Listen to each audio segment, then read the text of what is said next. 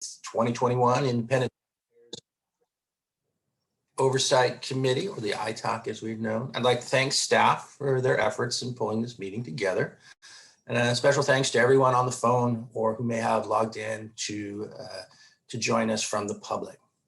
If the clerk could go ahead and confirm that we have a quorum. Kimberly, do we have a quorum? Yes, Chair Kenny, we have a quorum.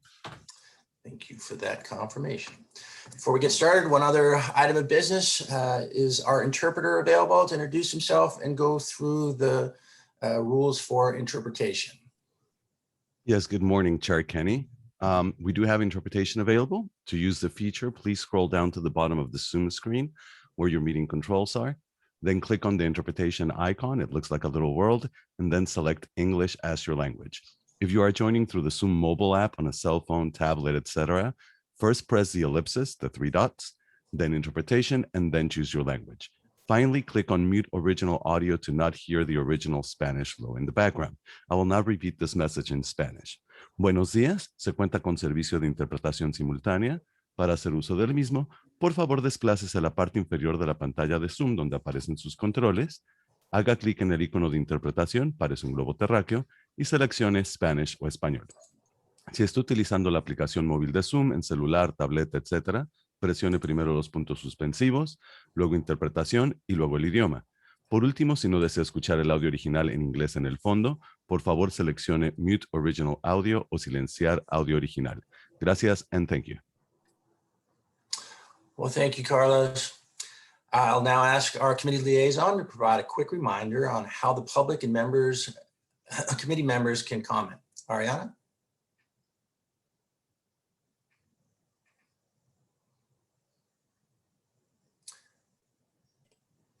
Sorry about that. I was having a little trouble with the mute button. Thank you, Chair Kenny. Members will be using their cameras. We will take live public comments as well, and members are asked to turn on their cameras when they have a comment or question, and then Chair Kenny will recognize you. As noted on the cover page of today's meeting agenda, in addition to emailing comments, the public may also provide live comments during today's meeting. And in order to provide those live comments, you can join today's Zoom meeting through the link or by dialing one of the numbers from your phone that are provided on the cover page of today's meeting agenda. You can join the meeting by clicking on the Join Webinar link provided in the confirmation email that you will receive upon registering. And when public comments are called for on an item on the Zoom platform, click on the raise hand icon in the Zoom toolbar on the top right of the screen. And the chair will call on you by the name that you provided. If you are participating by telephone, you can press *9 and the chair will call on you by the last 3 digits of your telephone number. The instructions for providing live comments are also on the bottom of the cover page of today's meeting agenda, and that can be accessed from the homepage of SANDAG's website at www.sandag.org. All comments, whether emailed or live, will be made a part of today's meeting record. And that concludes my remarks. Thank you, Chair Kenny. Well, thank you very much, Ariana. If we don't have any questions for her, we'll go ahead and jump right into our agenda. Item number 1 is public comments. From either the general public or from any members of the committee. This is for items that are not on today's agenda. It's a quick question for the clerk. Do we have any members of the public who would like to speak? No, Chair Kenny, we do not have any public comments. All right. Committee members care to offer anything before we begin the meeting? All right.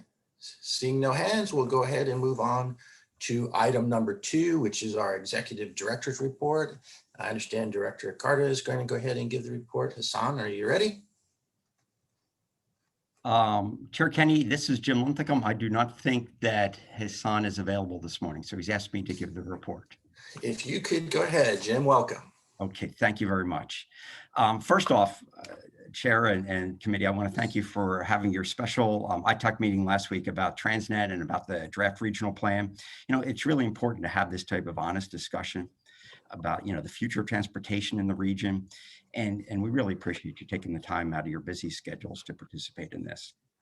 The public comment for the regional plan continues through August 6th. And we held 6 virtual open houses this past June. And this month we'll have 2 public hearings, one at the Transportation Committee meeting this Friday, and then the second one at the Board of Directors meeting the following Friday. And the draft EIR for the plan will be developed by early fall for public review, and the board will be asked to adopt the regional plan and the EIR by the end of this calendar year. And as always, if you want to see more details about the regional plan, the draft plan, go to sdforward.com. Okay, this is really exciting for me anyway. This past Monday, Hassan and I joined Mayor Gloria and and John Kirk and other Sandag staff on a tour of the brand new People Mover in Las Vegas. And I don't know if you've all heard of this thing, but it's an underground system that moves people from one end of the Las Vegas Convention Center to the other. And this has been recently expanded, the convention center. So they needed some sort of people mover. And so it's a little less than a mile long, and it's totally different than people movers you see at airports or at other large venues. This system was built by Elon Musk's Boring Company. Boring in more ways than one. And it transport people via the people mover they transport the people via Teslas. And so tunneling is a very expensive proposition, as you all know. And to save money, their tunnels are only 12 feet wide. And there are 2 tunnels, one in each direction, 3 stations. The stations at the end are above ground, and the station in the middle of the convention center is below ground. And the takeaways that are probably most impressive to me anyway, is first they showed they were able to move 4,400 people per hour in this system. And that's what just was kind of amazing. And they demonstrated that, and that was part of their commitment with the convention center in their proposal. Second, they did the project for $50 million. To give you an idea of what the range of cost is, the next lowest bidder on this proposal, proposal to the convention center, was at $200 million. So in the construction world, we say that they left $150 million on the table. So that's a very good deal for the public.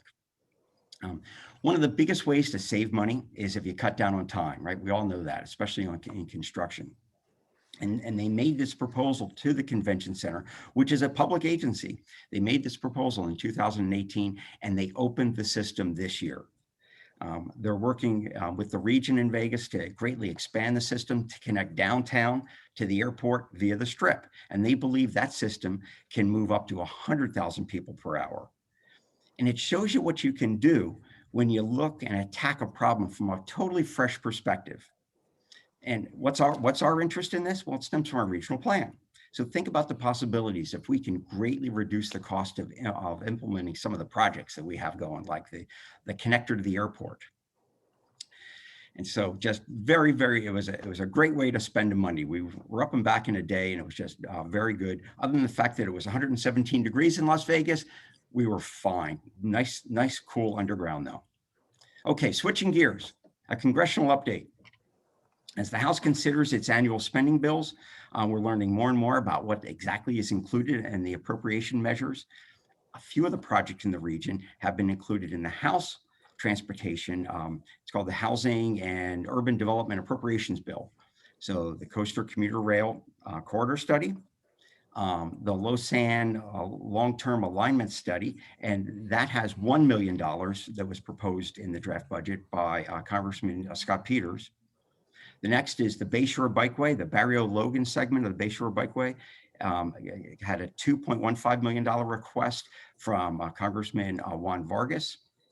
And the Palomar Street Trolley Grade Separation Project, and that's in Chula Vista, an area where the trolleys are always running, the gates are always down, and it really impedes traffic circulation in Chula Vista. So that project was proposed also by Representative Vargas at $2 million. Great news for the region. And we anticipate that this bill, as it continues to move through Congress, that we'll have more updates for you when we return in September. Okay.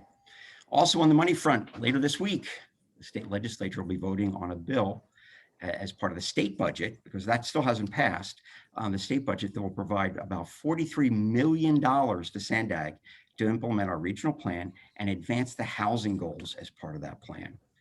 And this funding has been several years in the making. And because of the 5 big moves, we've been able to show that we are serious when it comes to meeting our targets, the air quality targets, and advancing our mobility and our equity and our environmental goals. And because of that, this is the first time ever that the state is stepping up to the plate to provide money directly to MPOs like Sandag for regional plan implementation. Very significant. Another significant event happened last month. We made history. The Lieutenant Governor, the State Transportation Agency Secretary, David Kim, and also Mexican officials and dignitaries, along with the State Route 11 and the Otay Mesa East Port of Entry, Sandag and Caltrans joint project team, we celebrated the signing of an MOU, a memorandum of understanding, with our partners in the United States and in Mexico. It was a great, great day. Hopefully you saw some of the event on TV. So what the MOU signifies is sort of the ongoing binational partnership, and it lays out the groundwork for our continued partnership. So you think, okay, so it's an MOU, whatever, but this one has some great specificity in it, including the joint goal to open this port of entry in late 2024. So just a few years away. Very, very exciting. And it really puts the pressure on implementation on both sides of the border, on both teams. And so I talked about specificity. So it outlines project details related to toll collection, integration of technology, and how Mexico will fund its port of entry and the right-of-way with public funds and the roadway financing, things like that. It just outlines everyone's commitments and how we're going to proceed forward.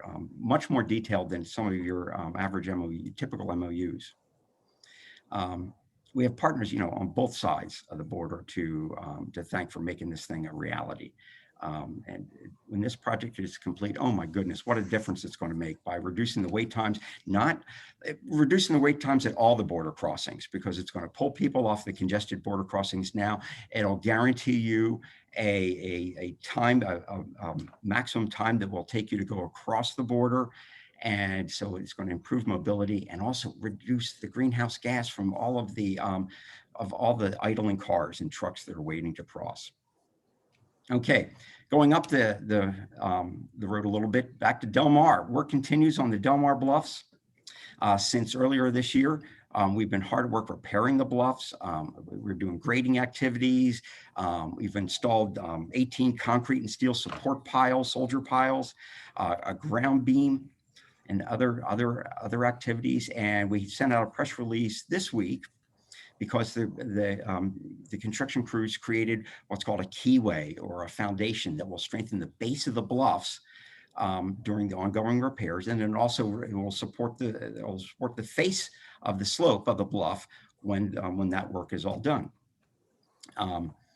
And once work is complete, the construction crews will begin work on the seawalls that will also support that. But having this dead weight at the foot of the slope will really help prevent any type of slide out and things like that, as obviously will the wall that comes after it. And the emergency repairs are expected to be completed later this year. Okay, and then back down near the border, 125. So as you know, the 125 toll road, this has been a challenging year for all toll facilities across the country, mostly because there's so much reduced traffic. And so here locally for the 125 toll road, usage was down during the pandemic because also not only was traffic down, but violations, the board suspended violations for the first half of the year. And so there was a big drop in revenue. It was also a big drop in interest that we earn on that revenue because of the low interest rates. But despite these challenges, the revenue collected this year was still more than enough to cover all of our operating expenses. But where we fell short was what's called the debt coverage ratio. So we have so much debt, and our bonds require us to have revenue of 150% of that debt. Right? That's in the bond covenant. And most years, in fact, in all of the years, we have no problem meeting that coverage ratio. This past year, we did have a problem, but we were able to save money on our capital expenses, and we transferred $4 million over to meet the debt service coverage requirements. It's a one-time deal. That money can be moved back starting next fiscal year, and it doesn't impact our ability to pay for any planned maintenance, any planned improvements, or to pay off the 125. And luckily, traffic volumes have increased over the past few months, and we're almost back to pre-COVID levels for traffic. Just a couple other things, the Sandag budget. So when staff was preparing the fiscal year 21 budget at the start of the pandemic, in the winter of 2020, no one knew what was going to happen to revenues, right? And so we estimated a decrease in sales tax of approximately 6% over the fiscal year 20 budget due to COVID. Fortunately, for the first 6 months of fiscal year 21, receipts came in higher. So as you know, we returned to the board this February to revise these estimates to a 1% increase over prior year actuals. But this is where the report gets really good. Receipts have come in much higher than expected. A 6% increase over fiscal year 20 actuals for TDA, and that's Transportation and Development Assistance, and 9% increase for TransNet revenues. And this results in an additional $65 million for the San Diego region. Great news. And so the extra TransNet funds will be available to be programmed in the next RTIP, the Regional Transportation Improvement Program, starting in fiscal year 23. And the extra TDA funds will go to be claimed at a later date by the transit agencies. And so Sandag staff, we're going to bring to the board and amend these this new money into the fiscal year 22 budget. CMCPs, you've probably heard of congestion management corridor. Oh, geez, no, I forgot what CMCP stands for. Congestion Management Corridor Projects. Is that what it stands for? Ariana, you're smiling. What's it stand for? Too many acronyms. Comprehensive multimodal corridor plans. That's what it is. Comprehensive multimodal corridor plan. So instead of looking at a highway or instead of looking at a transit line, we look at the entire corridor. So tomorrow at 6 o'clock, Sandag and Caltrans will host a virtual public meeting to tackle the transportation needs on what we call the Coast, Canyons, and Trails Corridor, and that's the central San Diego region. It includes Route 52, the highway portion of SR 67 and connecting, and also the connecting highways, and also the green and orange line trolley lines. We encourage input from the public to provide any input. If you all want to tune in and provide input, that would also be very, very valuable. So it includes the studying area includes cities of San Diego, Santee, El Cajon, as well as parts of the county of San Diego. And also includes two really major employment centers, Kearny Mesa and the University City Sorrento Valley, with also East County and connections to MC, Miramar, Marine Corps Air Station at Miramar, the universities, and also all the big shopping areas. And so once again, to learn more about these CMCPs, visit our website. And finally, we are working hard to get the Sandag offices reopened to the public. And we're really proud of how our team adapted to remote work. And as I'm sure you all are, of you and your teams that you work with too, during the past 15 months. The Sandag management team have been working from the office for about the past month and a half. I know I have a different background on, but I'm sitting in my office on the 9th floor of the Wells Fargo building. And the rest of our staff, they're coming in over the summer, but they'll all be back on site as of September 7th following Labor Day. And that's when we'll officially open our offices to the public. We're also on track to resume our in-person board meetings and policy committee meetings in September. And our very first meeting will be with you all in person. ITOC on September 8th. And then we will have an executive committee and a board of directors meeting on September 10th. We're really looking forward to seeing each other in person. And, we're working hard to continue to offer the public the same level of access that they have now through the use of technology. And so we can't wait to see it. It's been exciting when we see people in person, not just from the neck up on Zoom or on Teams, as we reappear in the office and have been over the past couple of weeks. So Chair Kenny, thank you for your patience. This concludes a very long report. Thank you. Well, it was a very thorough report, and thanks for that thoroughness. Sounds like good news on funding, or at least better than we expected. So that's always good to hear. Before we bring it up to committee for discussion or questions for Jim, Kimberly, are there any members of the public who would like to speak on this issue? No, Chair Kenny, there are no public comments. All right, thank you very much. For my fellow committee members, do any of you have any questions for Mr. Linthicum? Let me switch views here. Mr. Halpern, good morning. Morning, thank you. Appreciate your report, Jim. What you described out in Vegas about that people mover sounds really fascinating.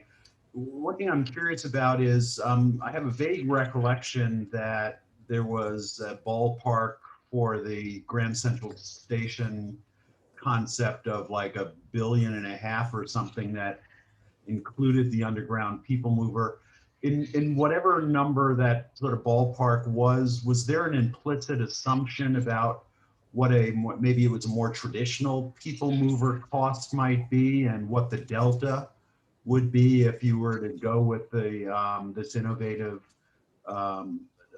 approach that you saw in Las Vegas?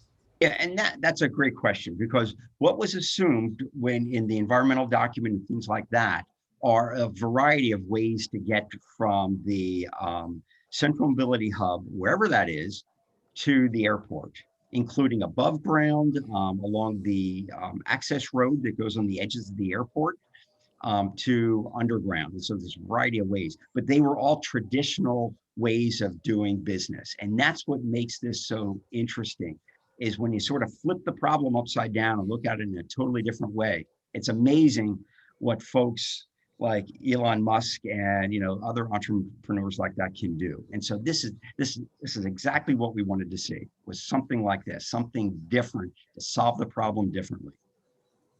And is there a way to characterize what you think the cost savings actually could be, or is it really premature to? It's very premature, because there hasn't been any sort of alignment selected. There hasn't even been a location of the Central Mobility Hub selected. And so all those would weigh in. But what the key is if you can go underground, you can go faster, and you can move more people, as they demonstrated. And so if you can go faster and you can move more people, you're going to drive costs down.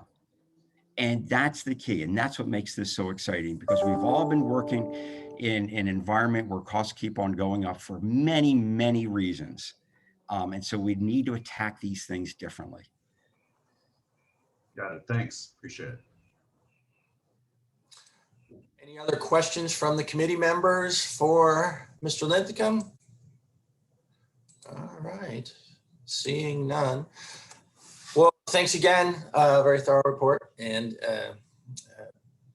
good news on the financial front. So, thank you. All right, with that, we will go ahead and move on to our consent calendar. I see one item on that, item number 3, the approval of the minutes. Is that correct, Ariana? I'm working off a run of show that's 2 days old. That is correct, Chair Kenny. Okay, so I do have the current information. Good. All right. So item number 3 is approval of the prior meetings minutes. Do we have any discussion on that from the committee members, or we would entertain a motion if we don't?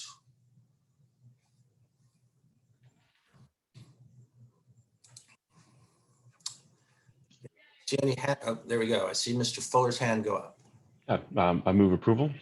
Thank you. We have a motion. Do we have a second?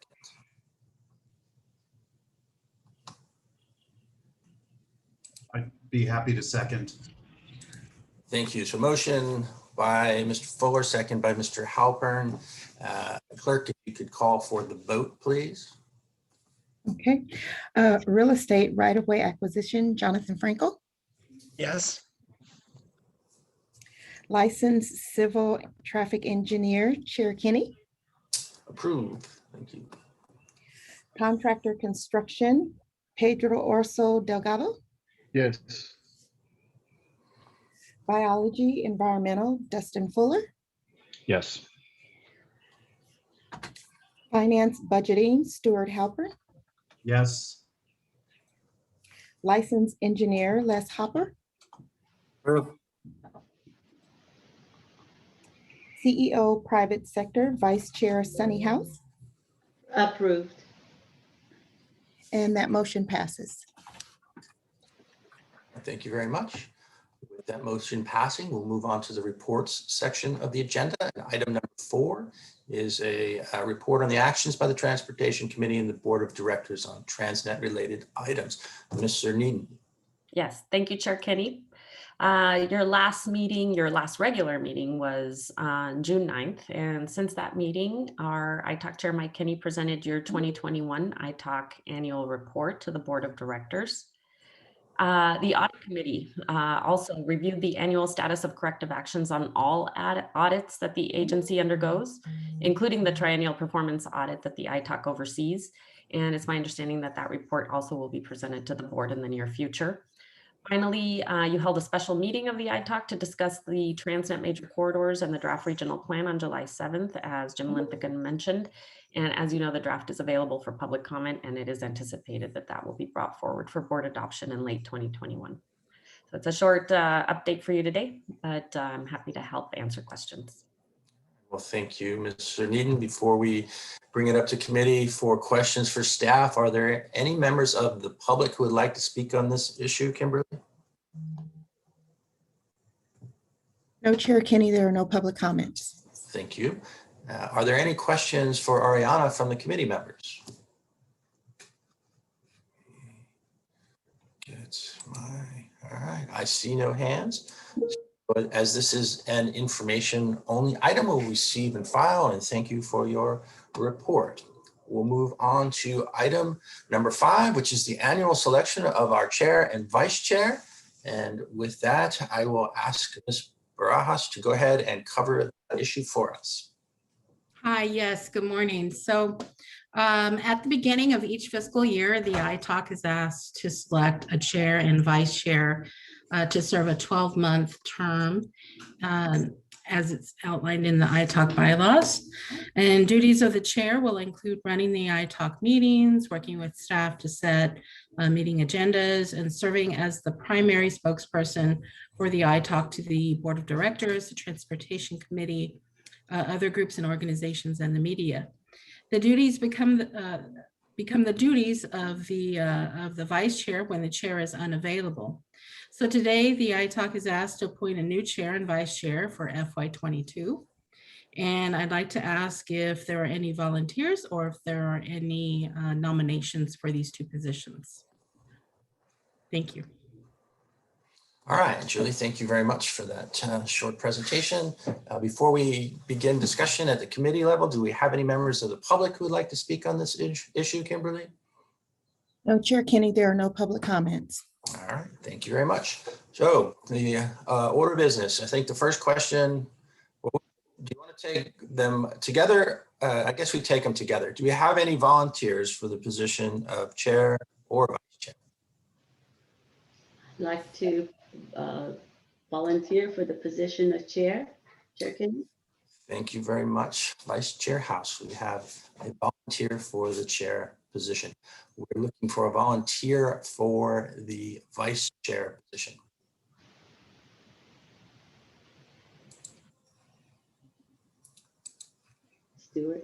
Stuart, I see your hand is up, sir. Yeah, I was going to say, I think, Ariana, correct me if I'm wrong, that this is the last full year that Dustin and I will be able to serve out a full year, right? We're termed out. So frankly, I'd be happy as kind of like a final hurrah to volunteer, unless Dustin, if you feel like you would like to, but otherwise I'd be happy to. I'd be happy to see you volunteer.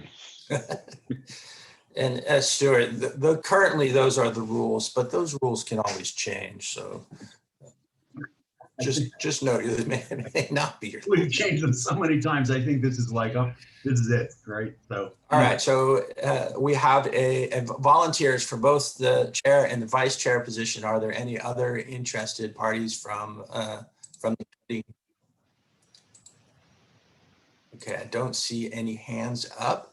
So I would enter Dustin, Mr. Fuller. Were you about to say you would entertain a motion? That is entirely true. May I make a motion? I'd like to propose Ms. House as chair and Mr. Halpern as vice chair. All right, we have a motion on the floor. Do we have a second? I'll second that. Mr. Orso, welcome. All right, we have a motion and a second. I think it's a great slate. Thank you guys for stepping forward. If we could call for the roll, Ms. King. Okay. Real estate right-of-way acquisition, Jonathan Frankel. Yes. Licensed civil traffic engineer, Chair Michael Kinney. Yes. Contractor construction, Pedro Orso Delgado. Yes. Biology environmental, Dustin Fuller. Yes. Finance budgeting, Stuart Halpern. Yes. Licensed engineer, Les Hopper.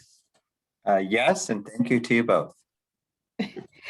CEO private sector, Vice Chair Sunny House. Yes. And that motion passes. Thank you, everyone. Perfect. So Ariana, is Sunny going to finish out the meeting, or do I get to carry on for the rest of the meeting here? You do get to carry on for the rest of today's meeting. So her first meeting chairing would be the September ITOC meeting. September, and possibly in person. Yes, exciting.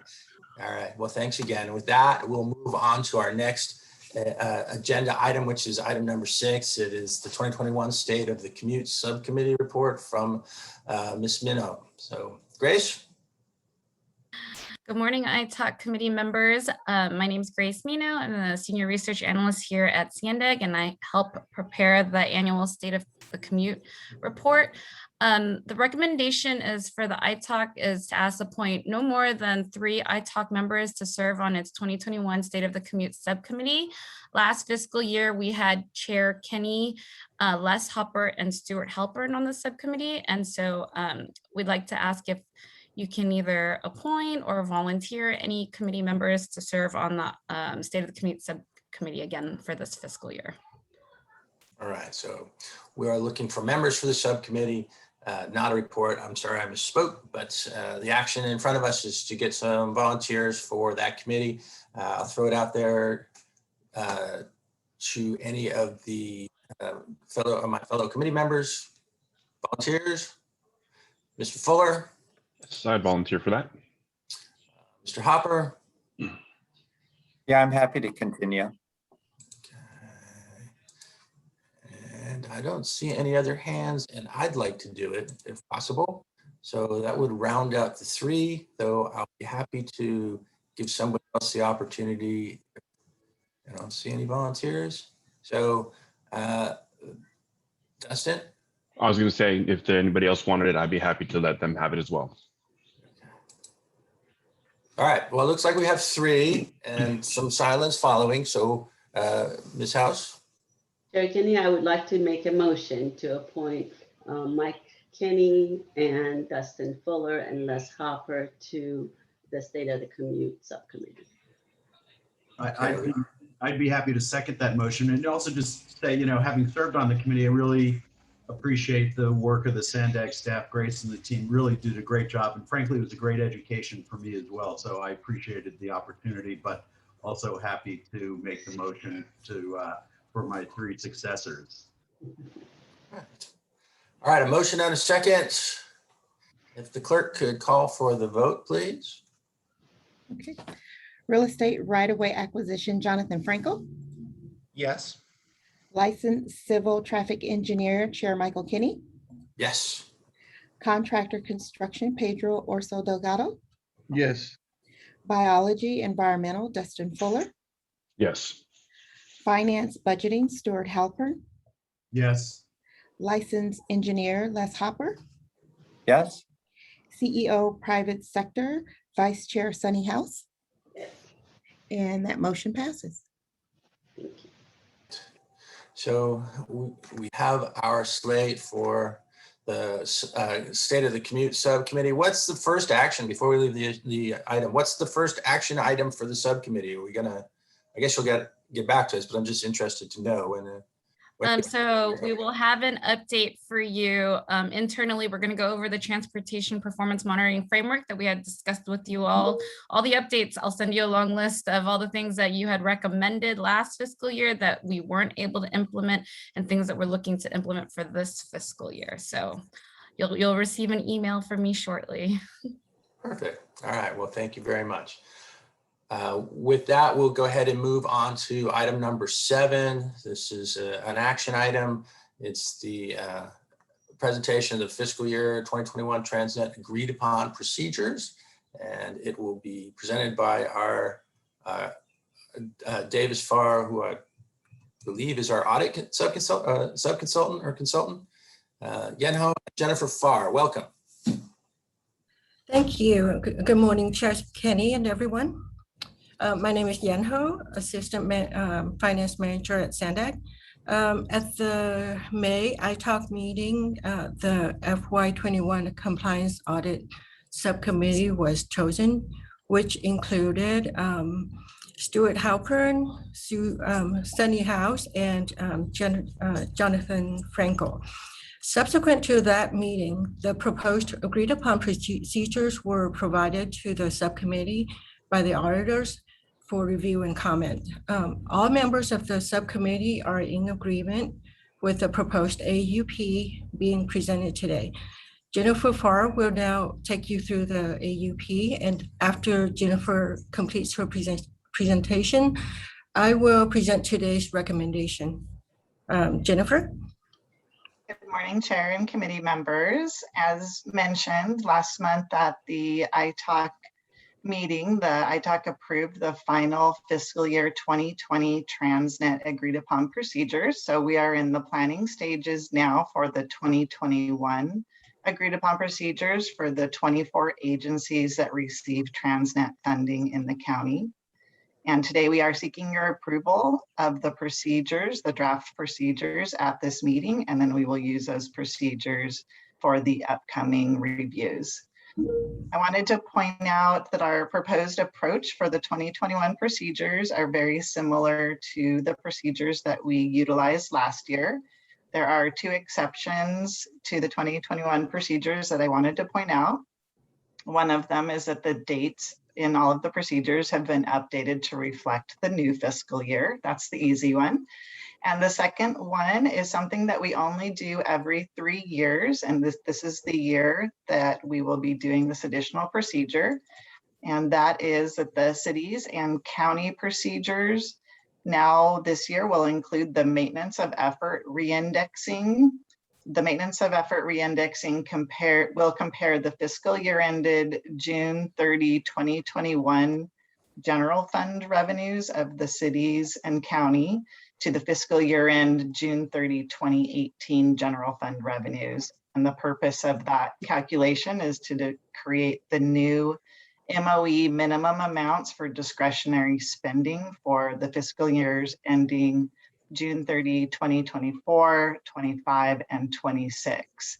What's interesting about this year, particularly with the fiscal year end June 30, 2021 being part of the calculation, is that typically when this reindexing occurs, we would see an increase in the MOE requirement. However, due to COVID this year, I'm anticipating that there will actually be some general fund revenue declines when you're comparing 2021 to 2018, which is a non-COVID year. So for the first time in maybe a long time, we might actually see an MOE reduction in the discretionary spending requirement. So I just wanted to point out that potentially unusual result that might come out of this year's procedures. But nonetheless, we'll do the procedures and see how the numbers turn out. So as mentioned, the ITOC Fiscal and Compliance Audit Subcommittee has received the draft procedures and done a great job of reviewing them and providing edits to the language. And what you have in the packet is the reviewed procedures, and we are looking for your approval of those procedures. So with that, I will turn it back over to Yen for the next steps. So the next step, the ITOC is asked to approve the proposed AUP for the FY21 audit. Okay. Well, thank you, Ms. Ho and Ms. Farr. Before we take it back to committee for discussion, let me check with the clerk. Are there any members of the public who would like to speak on this issue? No, Chair, there are no hands from the public. Thank you, Kimberly. With that, we'll go ahead and bring it up to committee. Are there any questions for our auditors or staff from the committee members? Hang on a minute here. Checking for hands. Chair Kenny, I would like to move to approve. All right, we have a motion to approve the AUP. Do we have a second, or is there any discussion on the motion?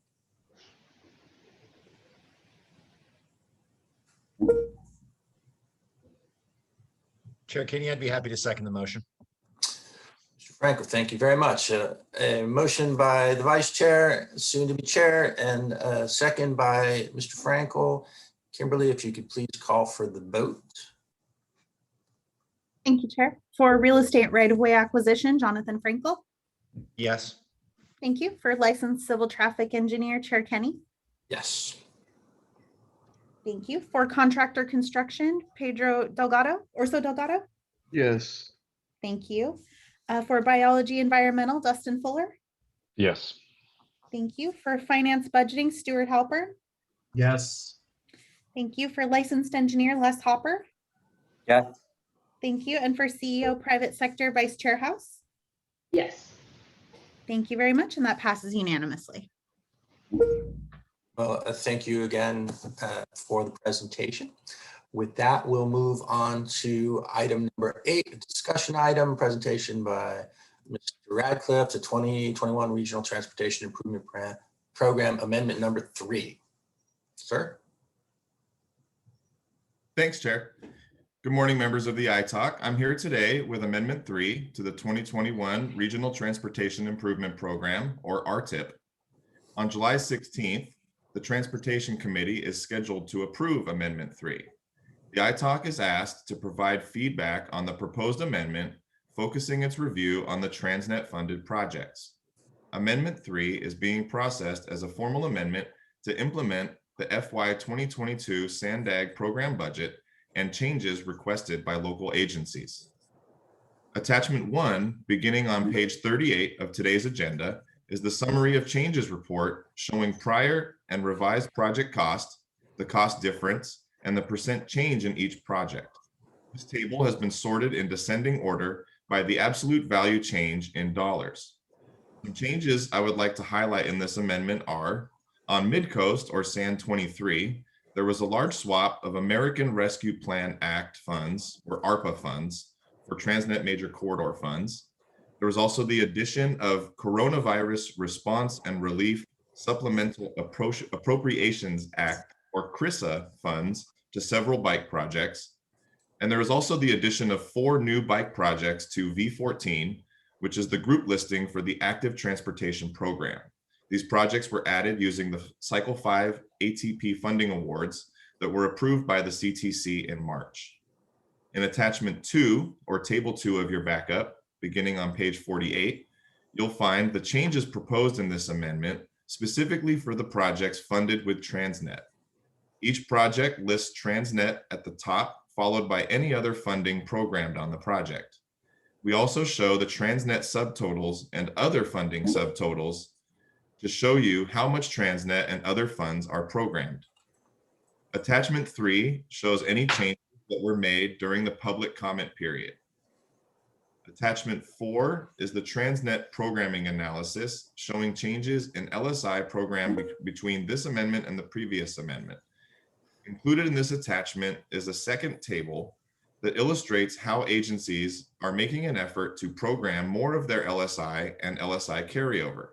As you can see, most agencies have made great progress since the adoption of the 2021 RTIP.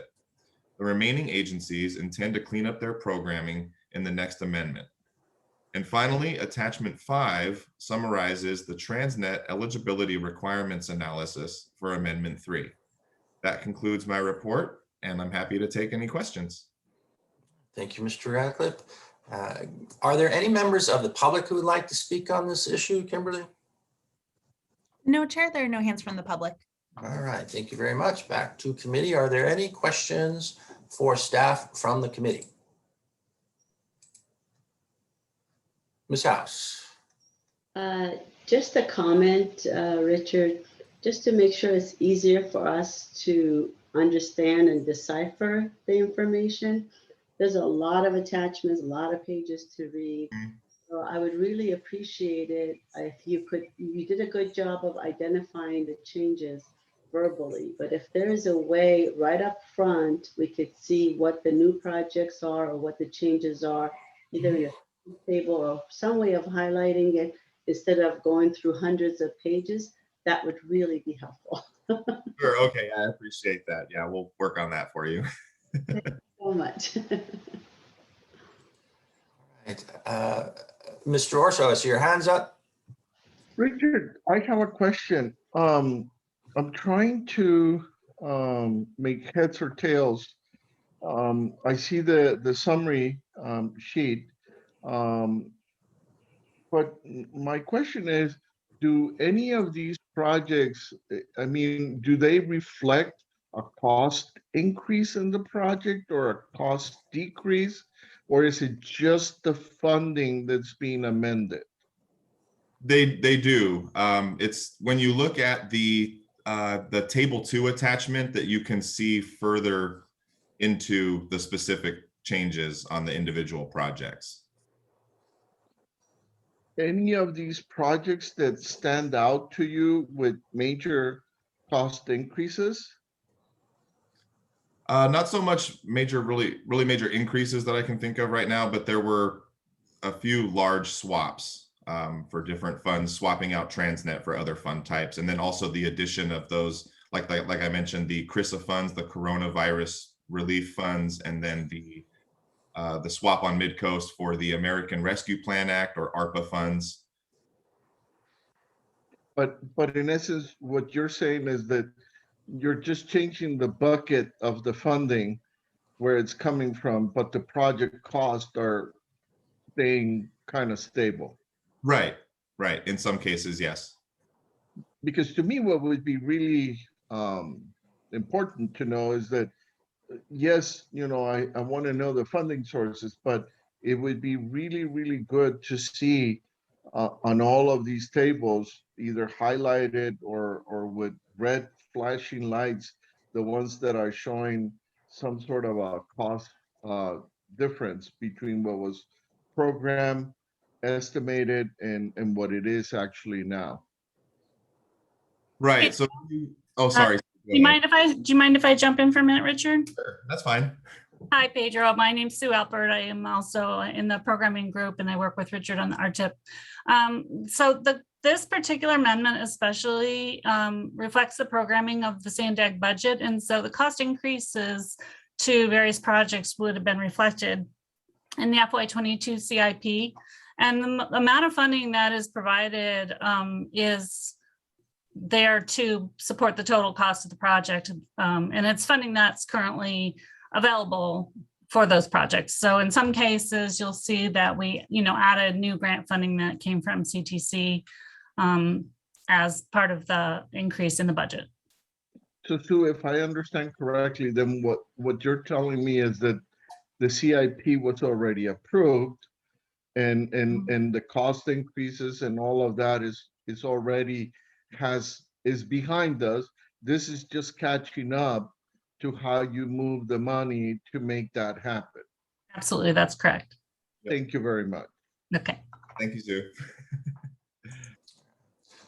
Still looking for, I see Mr. Hopper's hand is up. Les? Thank you, Mr. Kenny. Richard, I had a question on the changes that were made during the public comment period. I'm looking at that draft. And is that a result of actual comments by the public, or did it just mean that those changes were ongoing while the public comment period was open? There haven't been any public comments received on this amendment yet. It will be approved by the TC on Friday and then ratified by the board next Friday. Haven't gotten any public comments yet. The changes here were really corrections on our end. If we, after we released the draft for public comment, realized that a change reason didn't necessarily fit, we corrected it to show more appropriately.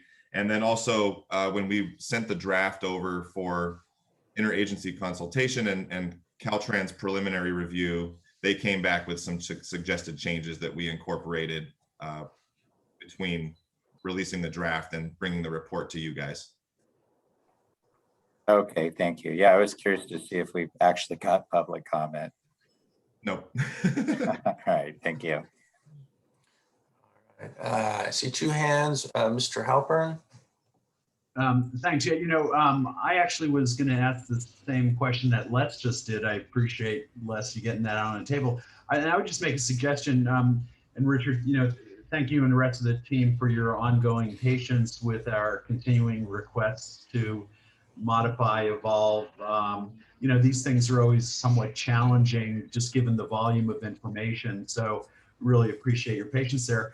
Particularly on that one Amendment 3, I would also consider, some notation to clarify that these are changes that aren't necessarily due to public comment per se, but maybe it's just an update from the last time we may have seen it or something, because it just seems to imply that it was the public comment process itself that led to the changes. So small point, but I think, the fact that both Les and I kind of had the same thinking about that suggests there might be a little bit of a labeling change in order.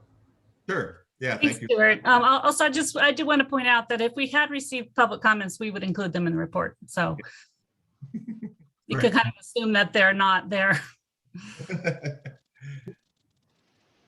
Vice Chair House, I see your hand is up. One question about the same attachment 3, as far as the changes. What would be the reason to delete the project from RTIP, like the one for City of Carlsbad? I'm not too sure. I'd have to look into that specific project. It was just requested from Caltrans that we remove that. So it usually, it tells me that they are no longer going to be continuing to carry it in the program at the state level going forward. I think Carlsbad had requested that project be shown as delayed because they aren't ready to move forward with it. But since they hadn't expended any funds on it yet, Caltrans indicated it should be deleted and they could add it back at another time. Yes. Would that be another amendment to add it back in? Yeah, it would require another formal amendment. Yep. Is Carlsbad okay with something like that, to lose their spot in the queue, basically? It would have the same impact if it had been delayed. So it's really the same impact to the city as deleted or delayed. Okay. Well, delete and delay to me is different, because delay, at least they're on the list, but delete, there's no guarantee they're going to get approval again for adding it back, So I'm surprised that they would choose to do that, and the city is okay with that. So, but you're saying city is aware and is okay with something. Yeah, and it really is. Maybe it's just a programming rule, but delayed means that there's no funding programmed in the current period, and therefore they are not moving forward. So to bring it to move forward with it would still require a formal amendment. Sure. Okay. All right. Thank you. Mm-hmm. Any additional questions for the committee, from the committee for staff?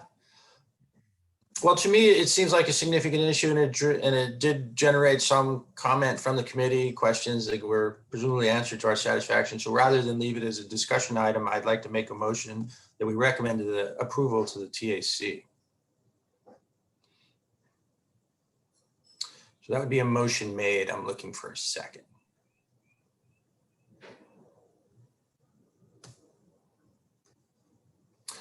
Stuart, your hand's up. Yeah, I'd be happy to second that, sure. So a motion and a second. Any discussion? See no discussion on the motion. Kimberly, if you could call for the vote, please. Thank you, Chair. For real estate right-of-way acquisition, Jonathan Frankel. Yes. Thank you. For licensed civil traffic engineer, Chair Kenny. Yes. Thank you. For contractor construction, Pedro Ursa Delgado. Yes. Thank you. For biology environmental, Dustin Fuller. Yes. Thank you. For finance and budgeting, Stuart Halpern. Yes. Thank you. For licensed engineer, Les Hopper. Yes. Thank you. And for CEO private sector, Vice Chair House. Yes. Thank you very much. And that passes unanimously. Thank you for the presentation. With that, we'll move on to item number 9. This is the Regional Bikeway Program Status Update, and I understand that City of San Diego staff are here to discuss their project. So with that, I'd like to welcome Chris and our guests from the city, Everett Hauser and Corson Smith. So Mr. Cluth. Good morning. Thank you. So we're here again to give, I guess it's not the quarterly update, but the latest update on the Regional Bikeway Program status. Next slide, please. So the good news is we have a growing bar in the construction area there where we now have 11 miles. We recently opened 2 projects since we saw you last, and we'll go into those a little bit more as we go through the presentation. So that gives us 13.9 miles, that are complete. Currently have 11 miles in construction, and then we have a little over 36 miles queued up that are in final design and in the review process at the various jurisdictions, mostly in the city of San Diego. I'll provide a little more detail on that as well. We only have 1 project that's in preliminary engineering. It has been environmentally cleared.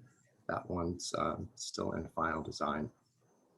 And then there's a little over 7 miles of the original EAP that we have not started preliminary engineering or environmental.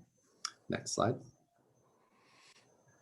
Just a quick reminder, a refresher on our approach to these bikeways and why we think they're important, and why sometimes it makes them a little more difficult to implement.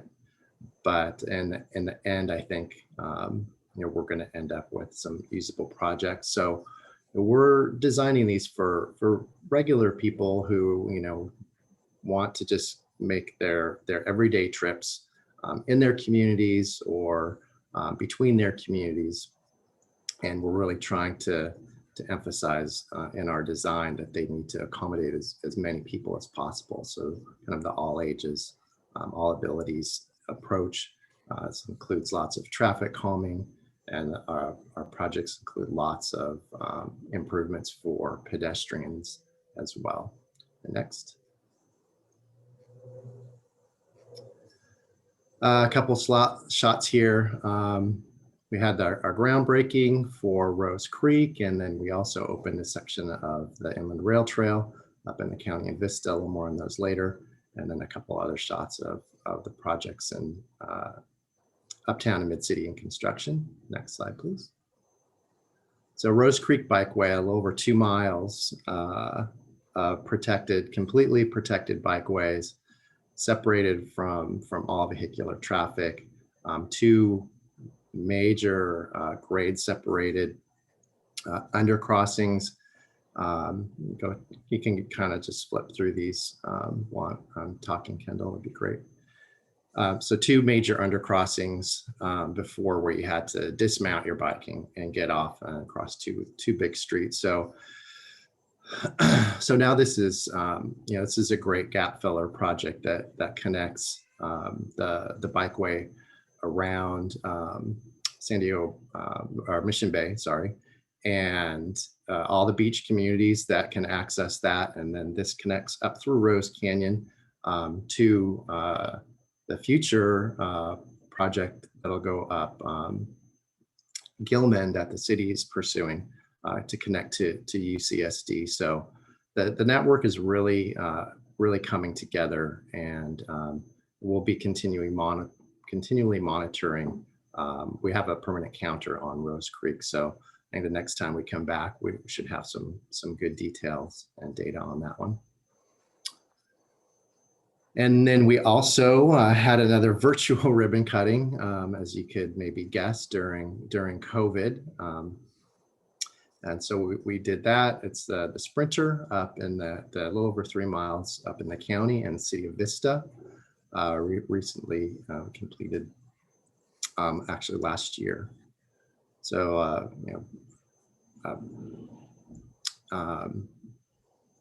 let's see. So this is, we were out there, lots of folks riding already, and we're getting ready to do our next piece of the Inland Rail Trail up there that's been designed and getting the final approvals with the city of Vista. So also then in North Park Mid-City, the Georgia Mead project there that you can see in green. Next slide, please. That's part of about 13 miles of bikeways in the Mid-City and North Park region. So most of these projects are in residential streets and small commercial areas, old streets. So the challenge is the context of fitting in here. We have 15 neighborhood traffic circles, for example, of which 14 are completed or underway. So here's a few more examples of some of the traffic calming features. We have some bend outs there that help protect riders in areas where there are high volumes of right turns. Kendall, sorry, could you go back one? We have raised crosswalks where we're connecting to schools. Kind of a combination traffic calming element, and makes a little better connections to the school there. And then next, excuse me. And then of course, we have to keep up with all of the current regulations on stormwater quality. So in these areas where there's currently no water quality or no water treatment features, we need to include lots of those. So these tend to be pretty expensive features, but we know now that this is it's part of the process and part of the projects that we need to go forward with. Next, please. So we're a little over 67% done. It's a 6.5 mile project, and we're still on schedule to open in the spring of next year, 2022. Next slide, please. On Uptown Bikeways, 4th and 5th, if you've been downtown, you've probably seen some of this construction. It's pretty significant. 4.5 miles or 4.5 miles or so on 4th and 5th, connecting downtown, Bankers Hill, Hillcrest, and other points in Uptown. And you can see how that's kind of the backbone of this part of the network there. Next slide. And it's a little sneak preview of what they're looking like. And as we move through the pictures, we'll see how this is kind of coming to life. Again, these are this is a particularly good project that highlights a lot of the pedestrian features and safety features and traffic calming that we worked with the community and the city to include. Most of that project is separated bikeways. So the parking is kind of the buffer, the protector, or a race median is a protector buffer between the car travel ways and where folks will be riding their bikes. So this one is about 63% complete, and we are on schedule to open to the public in January of next year, 2022. So those are our projects recently completed and in construction. We do have a number of projects that are still under review at the city. Kind of falls into two categories. We have two processes going with the city now. So we still have 5 projects that were started in development services before we started the new process, and they were, most of the way done. So we didn't switch those over, but we're still trying to close out the last details on those. Imperial, the Bayshore Bikeway, Barrio Logan, and border to Bayshore. From the border up through the city of San Diego and Imperial Beach, connecting to the Bayshore Bikeway. Those 3 projects we have a lot of ATP funding, grant funding on those. So we've got to get those out the door, and we expect to have those into construction in the next fiscal year. But we need to get those across the finish line. And then Howard and Robinson are also, Howard is almost complete through development services. And Robinson, we're having some, it's maybe the smallest, but logistically most challenging project that we have with a lot of utility coordination. So we're trying to work through those with SDG&E, and then also with the neighbors there, and some property issues as well. But that one's moving along. And then our new process with the public works process, our newly named engineering and capital projects division. We have Central, which we just have really one issue with Caltrans in the city to work out on the logistics of a relinquishment. Otherwise, that one is good to go. And then Eastern Hillcrest, which was really the first project to fully go through this process, where we have dedicated staff over at the city who we work with on almost a daily basis, but at least several times a week. We're going through the project issues. It's a much more condensed and streamlined timeline for review. So it's, we've had a few growing pains, but overall it's going pretty well now. We're still, got some lessons learned, but with the first one, we've completed that first one with Eastern Hillcrest, and I can't remember exactly how long it took overall, but less than a quarter, probably even less than that overall, the time that it took to get through the process. So we're optimistic moving forward with the rest of the projects. We've got 2, 3, 4 more queued up to go through that process over the next year. And hopefully we'll keep refining that. And we found that having that constant interaction with that dedicated staff has really been a benefit to our project team, and being able to work through issues and find compromises, so that we're pretty happy about how that's going. And then I should say that, with those next set of projects that we are going through with Public Works, a couple of those we're still looking for additional funding for those. So I believe along with some of the other transit efforts, we'll be back in the fall to kind of introduce that and go over the funding strategy that our folks in finance have put together, and looking for ways we can prioritize our investments in environmental justice communities. So we've got really all of those projects coming up will serve that purpose. So we're happy to look for ways to move those forward as quickly as we can. So the good news is, they are designed, and it's just a matter of getting a few more additional dollars on those so we can get those out to bid.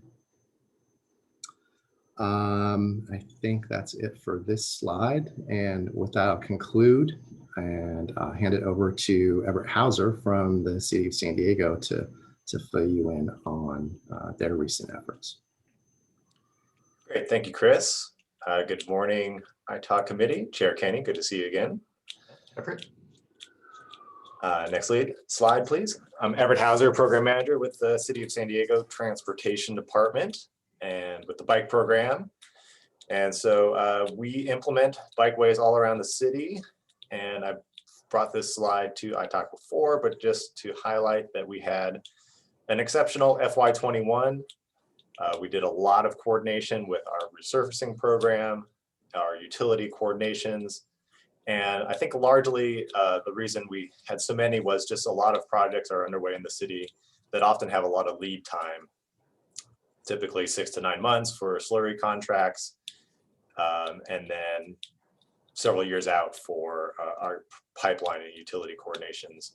So we put together a lot of projects out in the city. And of course, this then helps to complement all the projects Chris was talking about, those connectors in and around the rest of the city to connect to the regional bikeways. Next slide. So as I mentioned, the majority is paired with our resurfacing program. So whenever we're doing street preservation, slurry projects, we take the opportunity to evaluate the street for implementation of the bicycle master plan or the community plans. So here's an example, a recent one on Reynard Way, where we were able to adjust the lane widths, squeeze in the bike lane, and add a buffer to it where none previously existed. Next slide. But of course, as Chris was alluding to, the key to getting more people out riding is providing safe and separated bikeways. And one of the largest projects underway is still our downtown mobility plan. And you can see the network there that will tie in nicely to a lot of the regional networks that Chris were talking about, 4th and 5th, the Bayshore Bikeway. And this downtown mobility one was council approved back in 2016 and is going to be eventually 9 miles worth of separated bikeway. And we've got phases 1 and 2 under construction, presented on them before, and the slide highlights the variety of funding sources, including a SANDAG grant that we are utilizing to build and construct that one. And so the next slides will be a couple images of those under construction. So again, this will be a separated bikeway.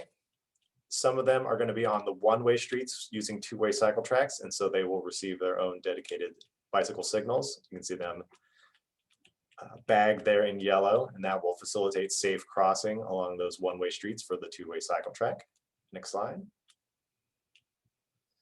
And one of the biggest changes with DMP is changes to Pacific Highway, formerly just 6 lanes of all auto up and down the coast. But we're reducing a travel lane, adding parking to it, and then separating that for the bike lane. So this is a shot looking north towards the airport. Next slide. And you can see there, that's looking south. And one of the other features I just wanted to highlight with this one, Chris mentioned the counting programs. We are expanding our efforts as well to install counters. So you can see the loop cuts right there. And then the display unit, there is an eco counter display, one of the first in the city that's gonna be going in on some of our protected bikeway networks to help promote and count people using the new bikeway facilities. Next slide. Yeah, and I think that is it. So that's just a brief highlight about where we're doing. Again, a lot of projects underway, as evidenced by the slide and our mileage outputs, and then several large capital improvement projects continue to work their way through construction and continued planning towards construction. And I'm available for any questions. Thank you. All right, Everett. Well, thank you very much. Good to see all of these projects moving forward. Before we bring it up to committee for discussion, let me check with the clerk. Do we have any members of the public who would like to speak on this issue? No, Chair, no hands from the public. Thank you. Any questions for either Mr. Kluth or Mr. Hauser from the committee members? I see Sunny's hand is up. So we'll start with you. Thank you, Chair Kenny. Chris, in the past, I had commented about really being able to see the overall program, the status of each project. And I even had some discussions with Linda Culp about a spreadsheet that was going to be done so that it'd be a little bit easier to just track all those projects. I don't see that happening. I'm not sure with Linda retiring if that fell through the cracks or not. But I think it would be really helpful to just get a full picture of, what the cost of these projects were there increases in cost, what's the timing. You show us totals of each program where you're in design, but it's really hard to tell what a specific project is in what stage. So this spreadsheet would help with, basically identify all of that, would help us better understand the whole status of the program. So just wondering what happened to that, or if there's a way we can get that conversation going again. So. Yeah, that did kind of fall through the cracks. I think we didn't get that piece of the puzzle handed off. So I apologize for that, but yeah, I understand your question. And I think Ariana brought this to my attention recently. So I went back and listened to the last meeting yesterday. So that was a little late, but and you had mentioned sharing something, a spreadsheet or format that you thought might be helpful with Ariana. So I'll get together with her and make sure that we can get that information together and work with our other folks in finance and management. And you a revised, based on what we discussed today. Yeah. Chris, but I do have some questions. Sure. Before we go to there, could I just add on to what Chris said? So every couple of months, we actually have a program management team on this, well, a person that produces this document here that, there you go. It's called the Bikeway Early Action Program Bi-Monthly Status Report. And it has details of every project, including schedules of every project and what phase they're in. And that would show up better if I had printed this in color. And it's the same thing we do with the Lausanne corridor, which is this one right here.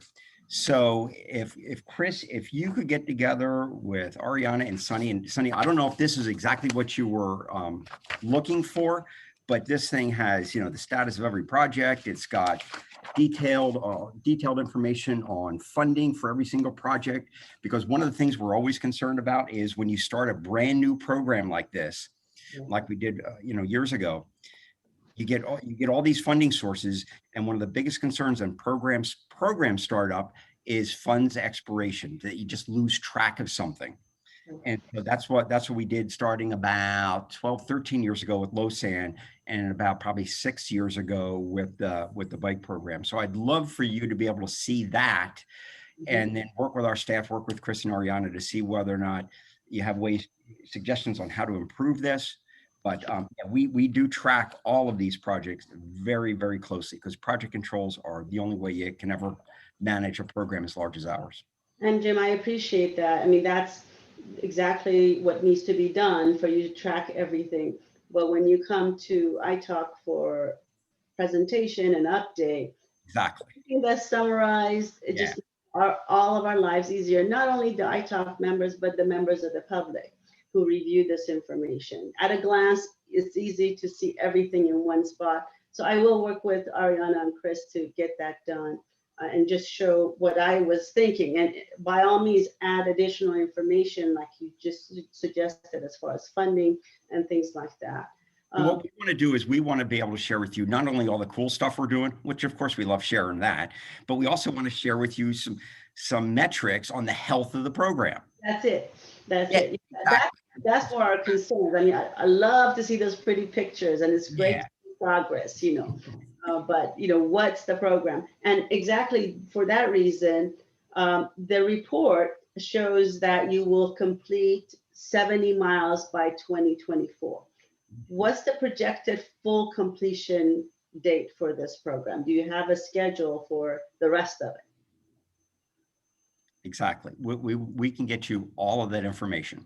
Can you answer that now? I cannot answer that now. Chris, do you have that kind of detail? Because I think it's the whole idea of the 70 of the 77 stem from the current cost estimates and the limited amount of money, the $200 million bike EAP.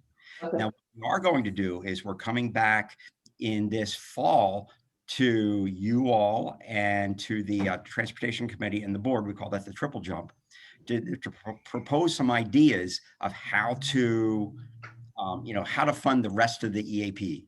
Okay.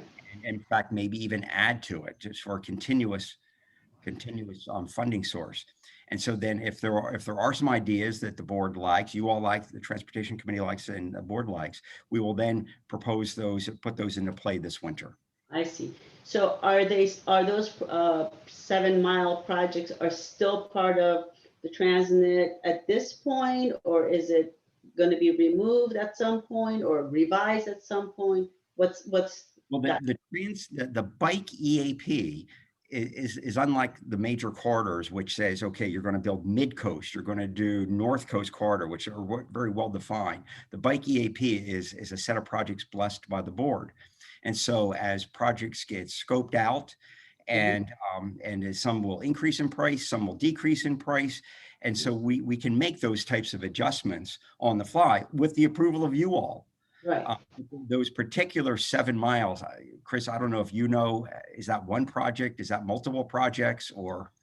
Yeah, that's multiple projects, that we haven't started our environmental or preliminary engineering on. Okay. And that we currently do not have funding for. Okay. The other question I have is you have 36.6 miles in final design. And that's all going to go through. And I don't know how much of that, again, this is hard to figure out from Sure. this. How much of it is within the city of San Diego, and with Everett being on this call as well, how much of that, I mean, do you have the capacity to get that done to meet the 2024 deadline or not? A lot of miles of projects. Yeah, it is.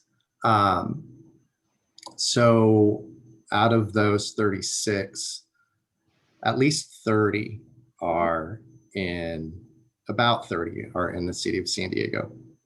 Okay. Most of them we will get under construction within the next year or two. To be honest, will those be finished in 2024? No, they won't be.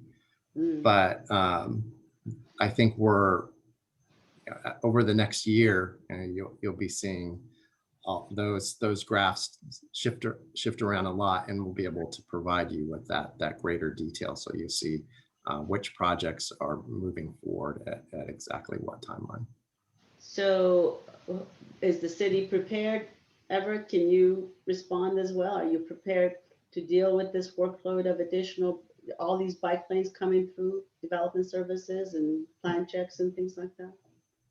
Yes, absolutely. So just to orient you about the city structure, I'm with the transportation department. We're the asset owners, so eventually all the projects get turned over to us to maintain. But as Chris described, the ones that are going through DSD have just a few issues left to then get those permits issued. And then, as you described, the next set is being reviewed very closely with us in the engineering capital projects team. And then as well, after their review is compressed, we'll be issued permits to go out to construction. Okay. All right. Thank you very much. All right, for my fellow committee members, on my screen, I'm going to go left to right. I don't know if that means anything to you guys, but it'll be Mr. Halpern, Mr. Orso, and then Mr. Frankel. So, Stuart? Thank you. I've got actually one suggestion, sort of dovetailing some of Sunny's comments, and then a couple of questions each for Chris and Everett. My suggestion is, you know, in the spirit of, I think, a little bit of what Sunny was talking about, Chris, for that initial summary slide, I just have to say, you know, this is maybe one of those sort of lost in translation things, because we had this discussion, I think, with Linda. From the perspective of the public who we're kind of representing, I think the headline really isn't 63 out of 70 projects are underway. I think, you know, people are really thinking about what's in construction and complete. And I think the, you know, sort of the struggle is always trying to deliver tons and tons and tons of information to people. And what are the key takeaways? And I just have to say, you know, for some number of years, you all have tended to present that sort of 63 out of 70 like statistics, and it sort of feels like, oh, wait, you know, this is kind of, things are going pretty well. But that's almost raised expectations. So now we're at a place where I think you see in the media occasionally, public, environmental groups or whatever, are kind of feeling a little disappointed about the progress. And so I think it's just really important to be, you know, really direct about the key issue here, which is what's in construction and what's complete as the most relevant metrics to try to be focused on in you know, headlining things. So that's just a, you know, a suggestion. And again, we talked a little bit about that with Linda in prior meetings. But the couple of questions I had for you, Chris, and then I do have a couple for Everett. We have a couple of new members on the ITOC. I'm wondering if it might be helpful for you, Chris, or perhaps you, Jim, just to sort of talk through the banana curves a little to make sure that everybody's fully understanding what those are representing and why you have an upper and a lower with the curve instead of just the straight line up the middle. And so I think that might be helpful. The second question I have for you, Chris, is, you know, there's a lot of really nice photos of progress being made. On a number of them, it looks like there's replantings that will get done as part of the projects. I'm curious if Sandag has a policy or practice for replantings to be using native plants. This is something I know that I think Supervisor Lossa Reamer at the county has initiated a county program to be studying this to, you know, to really sort of focus on doing native plantings to the extent possible. I'm curious if Sandag has that kind of practice as well. And then maybe I'll save my couple of questions for Everett after you finish responding to those. Thanks. I know Jim's a big fan of the banana curve, so I'm gonna give you the pleasure of talking about that. Banana curve. It's very, very rudimentary way of showing what's called earned value. So how far has a contractor progressed in time versus how much has he spent? And how much has he spent is really how much have we paid him? So the reason that red line is actually a curve and is not a straight line is because the first little bit of a project, the contractor is mobilizing and getting permits and doing all the paperwork and setting up and moving into an office and things like that. So we're not really paying much for that work, but he's spending time. So you can see that part of that red line is a little bit flatter, and then it progresses up. And so the red line is just traditionally of tens of thousands of construction projects. This is about, if you're above that red line, you're probably doing okay as far as earned value. It doesn't mean you are doing okay, but what it does is if you see it below there, then you want to look. And so you want to look, it's like, well, why? Well, we have a big concrete pour coming up and they don't get paid anything until they do the concrete pour. Okay, that's a good reason. Then that line will spike, that dotted line will then spike up and we'll get back online. But so really what it does is it just it gives you an indication to come in and look to see, is there a problem? And everyone wants to know, well, then what's the purpose of the blue line? The blue line is there because if you didn't have the blue line, it couldn't be a banana curve. You know, if you exceed the red line greatly, then that's usually good news. And I know our newest member of ITOC had a lot of experience with banana curves in the past, so I think he might, if he wants to add anything. He's shaking his head no. No, you have explained it quite well, and I know you love it. Thank you, Pedro. And then, okay, so there's another one. So that's hovering right at the bottom. And so that's the type of thing we go back and we look and we talk with the contractor and we talk with the resident engineer. And it's like, well, what's the reason? Why are you slowing down? To tell you that, or why are you sort of teetering on the edge of that red line? Because remember, the goal is to get up to the point where that red line and that blue line meet by the end. So you complete on time. And so I don't particularly know why that one is sort of running a little bit low, but that's what this curve does. And then Chris, if you want to chime in on the planting. Yeah, in essence, yes, we do use native plants, particularly when we had to do revegetation in the Rose Creek area. Those are all native plants that we work with Caltrans and the local conservancy there to make sure that those were all, really, we took out tons of invasives there too. So we're ahead of the game there.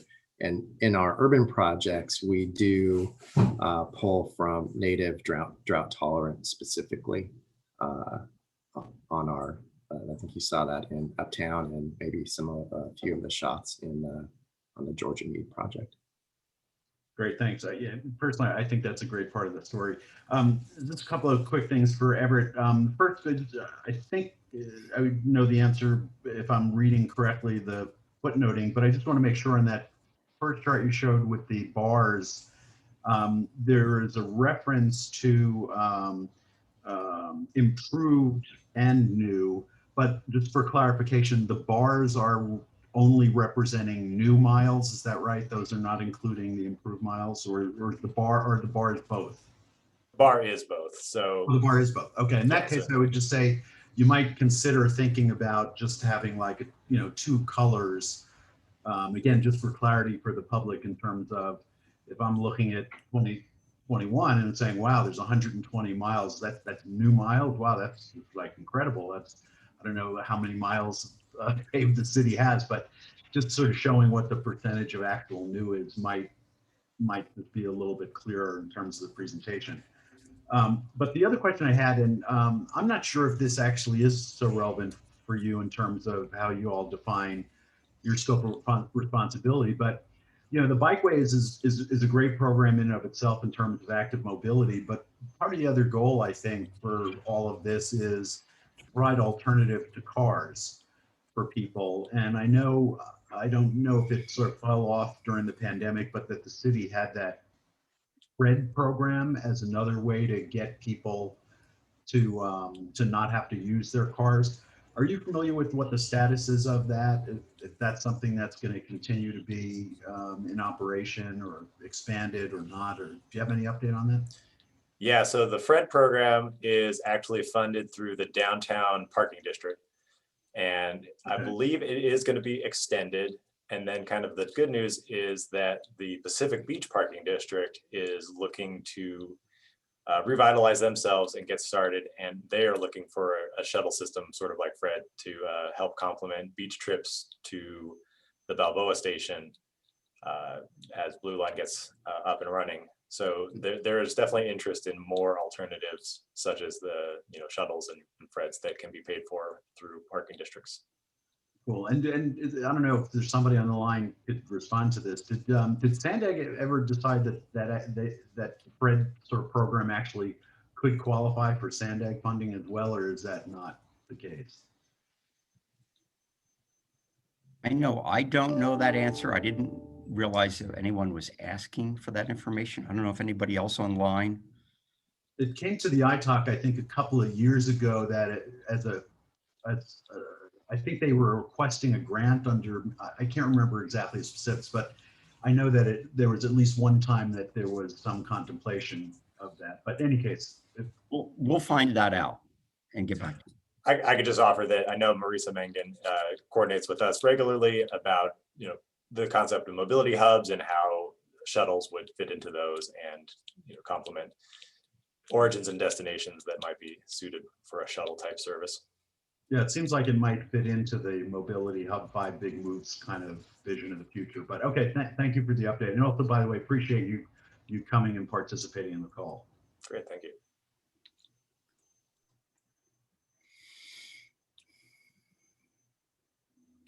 No further questions from me. Yeah, sorry, I was muted. Mr. Orso, you're next. You, sir, are also muted. Thank you for that. My question has to do with, if I understood correctly, a group of the projects are being done through, I guess, a permit process with development services within the city of San Diego. And then there's a new batch of projects that are going through public works. Does that mean that they're also being permitted by the city of San Diego, but not in the development services branch, but more on the engineering side? Is that the difference? Yes, that's correct. We will get the same approvals and permits, and the construction permits and the traffic control permits. The contractors will still need to go get those, for example. But so the approval process is different, but the permitting is the same as before.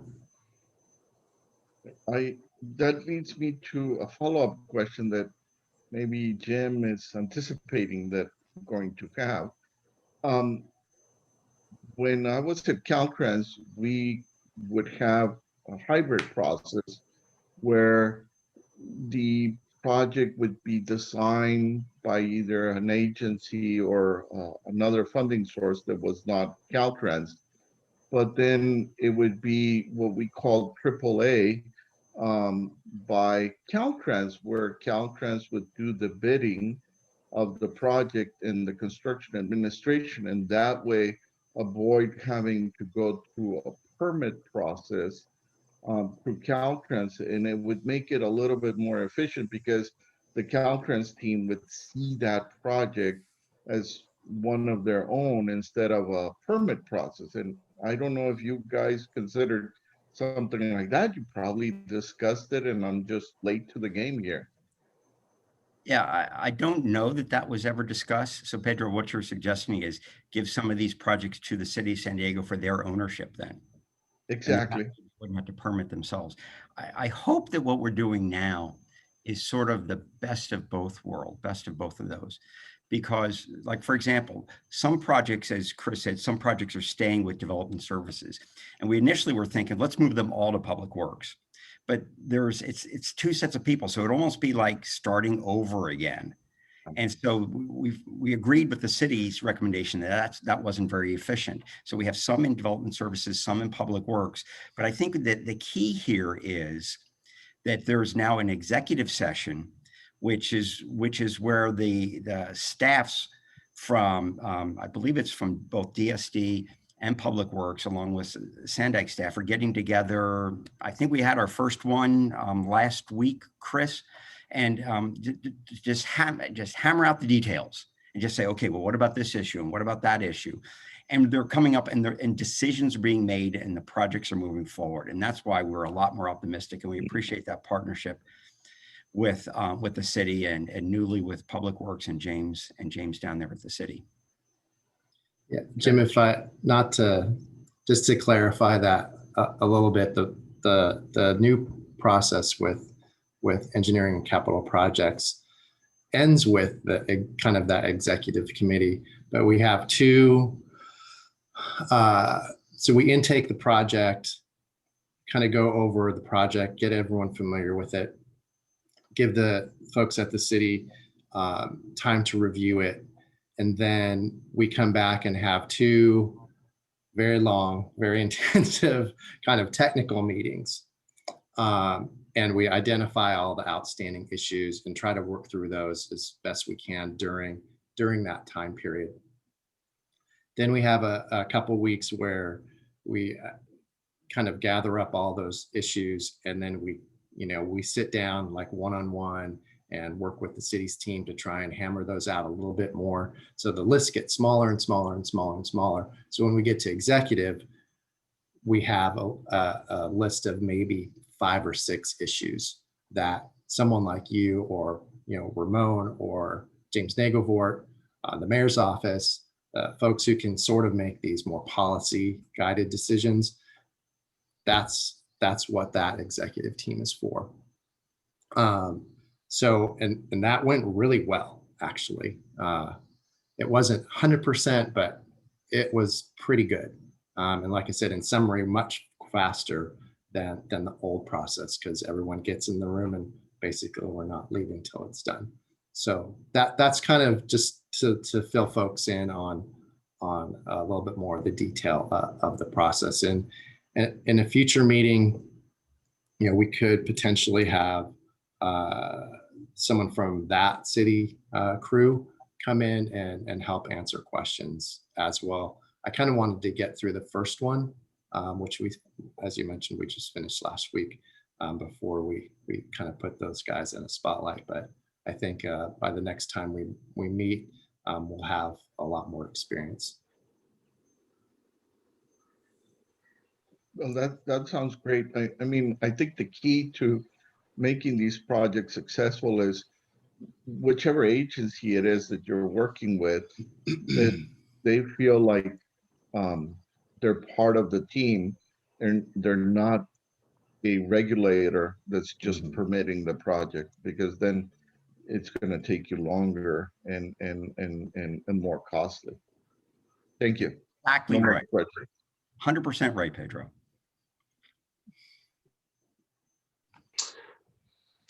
With that, Mr. Franco. Thanks very much, Chair Kenny. Chris, Everett, thanks so much for your presentation. One question for Chris and then one for Everett. Chris, obviously there's a lot of projects within the program and you've got a lot, it seems like, that are in construction document phase and they're being worked on primarily with the city of San Diego. But within that list of projects, I don't know how many there are, but how are those prioritized? Obviously, there's limited staff resources at the city. And so who determines which projects are reviewed first, say, and how that list ultimately gets worked through? Good question. Right now, I guess we have the benefit or the luxury of having a lot of grant funding on almost all of our projects. So that allocation schedule really helps guide our prioritization. Like these next 3, and I forgot to mention Pershing, which is a great project. They'll be going out to bid in the next couple of months, or next few weeks, hopefully, actually. But the next 3 projects that I mentioned that are just about at the finish line at the city of San Diego, all of those have ATP funding with deadlines looming. So those are our big push projects right now. And then the rest of them are still basically guided on that principle, but also kind of underlying it and how we started the timeline of the projects was our ability to build out a usable network. So ideally we wouldn't have big gaps in places, because we want people obviously to use it. And if there's big gaps, it's harder to use. So that kind of helped us guide our initial scheduling, and more or less that has followed through the rest of the process. I'm not sure if that fully answered your question. It does, thank you. Sure. And for Everett, it was cool to see there will be some kind of data collection within these Bikeway facilities that you're actually, it seems like, going to have a counter or some way to determine how many people are using this. I know that as part of the city's climate action plan, mode shift towards cycling and is a big part of achieving those goals. And so how robust will that technology be in terms of, how are we going to be able to track how many trips, riders, et cetera, over the long term? Yeah, so certainly CAP is one of the things we are doing to, motivate us to do counts. That device is also a promotional effort. Sandag has several regional counters around the region and puts together a really good report. But sort of, kind of technically at the CAP level, most of the mode share information is derived from the regional model because we just need to be able to do it citywide and then within transit priority areas as currently defined by the CAP. But that said, we also regularly conduct other street counts, intersection counts for bike, ped, and walk. And we have a full website on the city's bicycling page describing those counts. So it's kind of a variety of everything that informs our mode share tracking and then our targets towards those goals. Sure. Yeah. As a suggestion, I mean, to the extent that that from an infrastructure standpoint, it's feasible. I think getting that real world data in real time is really helpful in assessing the value of these. I think that in many cases, these facilities are far more valuable than folks give them credit for being in terms of utilization. And so, to the extent it's feasible, I would encourage the city to incorporate that into the design. And if it's not, if it's not cost prohibitive or otherwise infeasible. Thank you so much. Pedro, your hand is still up. I'm assuming that you just haven't put it down yet, but if that's different, let me know. Two questions for Everett. Oh, man, sorry about that. They're design related, so maybe not ITOC related. If you could, can you answer some questions about the roundabout design? There are a few that I've noticed that seem to have benches and some landscaping, and then there are others that seem similar that don't. Probably an assessment district existed that allowed for the maintenance of those things. And the ones that don't have any landscaping certainly fulfill the purpose of, of making traffic move in the way we want it to. But it seems like an opportunity missed. After a while, and we can determine that the roundabouts are not getting driven over, and we can look and see about assessments. Is there a way to come back and plant something in those things, or put a statue, or is there a program for that? I'll take the first stab, but I think, Chris, you're going to fill in or correct any gaps. But yes, so certainly some of the traffic circles are in communities that do have assessment districts, and Sandag worked with them to identify plantings. Others did not, but they included sleeves for future irrigation if possible. Okay. There was a bit of situation with our public utilities department making a request not to put any large plantings over areas that may have had underground utilities.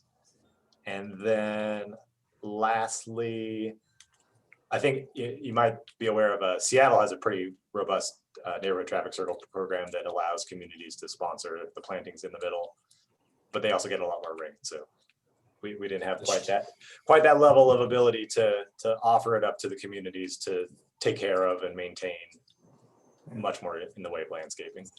Well, it's good to see they at least they sleeve them, and if the communities think it's a good thing, it's there for them to do in the future. All right, second question is more bike related.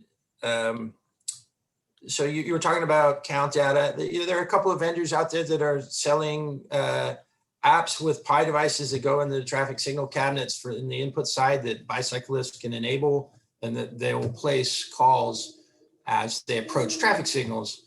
And those devices can be used for counting too. I mean, I know the agencies are getting inundated with this kind of technology, but has the city considered anything like that that you know of? Nothing kind of bike vehicle to the infrastructure direct connection. The city of San Diego does have access to Strava Metro data, which is the personal ride tracking application, but then they push it out to local governments to be able to see the trips that occur all across the city, and people can either mark them as recreational, but they also have the ability to mark them as commute. And it has a broad historic data, and its coverage is citywide, which is helpful to complement the permanent counters. And then one other one that I owe a follow-up to Sandag about is streetlight data, and I've seen several webinars about that company and sort of the big data side of what they think they can estimate as far as people's bicycle trips tracked by their cell phones, I think. Well, thank you for that response, Chris. I think that's it for questions from the committee. Let me take a quick look here. I don't see any additional hands going up. So unless you two have any closing comments, thank you very much for your presentation. Everett, always good to see you. Chris, well done. I believe this was an information only item, so we will receive and file your report. And oh shoot, I never did ask for public comment. Kimberly, is there anyone hanging around who might still want to contribute from the public side? Thank you, Chair. I don't see any hands from the public. All right, no harm, no foul. Good, thank you. So that takes us to item number 10, which is a continuation of public comment from item number 1. Are there any members of the public who like to speak on issues not on the agenda? Also, oh, Francesca, is also for yourself. No, Chair, no hands from the public. Perfect. Any members of the committee who would like to make any comments for items not on the agenda? Check my gallery again. I don't see any. Congratulations, Sunny and Stuart. Thank you for stepping up. We will close that section of public comment and moving on to the final item, which is the next ITOC meeting. And it is Wednesday, September 8th at 9:30. Ariana, is that still correct? That is correct, Chair Kinney. September 8th will be your next meeting, August. And that is in person, correct? And that will be in person, yes. Did we change? Did we have a different time when we were doing things in person? Did it start at 9:30 as well? Yes, at 9:30. That's correct. Perfect. All right, we'll see you down at your offices at 9:30. And with that, Mr. Orso's hand is up. I have a dumb question. As we're moving to in-person meetings, are we looking at having some sort of a hybrid format as well? That's my understanding that would also be made available upon request. But more information to come. I believe our staff is working on the details of that. So hopefully we'll be able to share some details with you soon. Thank you. Just to add to that, as of right now, we don't have the ability to do the hybrid meetings, but that's certainly our goal. I have a special interest in that, and you all know why. The first thing we want to focus on is how do we continue to let the public weigh in remotely, and that's the discussions we're having with our board leadership. Interesting. Sunny, I see that your hand is up. Just wanted to, Chair Kenny, thank you for your leadership and for assuming the role of chair. It's been great working with you, and I really look forward to working with you, continuing to working with you and the rest of the ITOC. So thank you for being the chair. So thank you for the kind words. All right, and unless there's any other comments, we're going to go ahead and adjourn.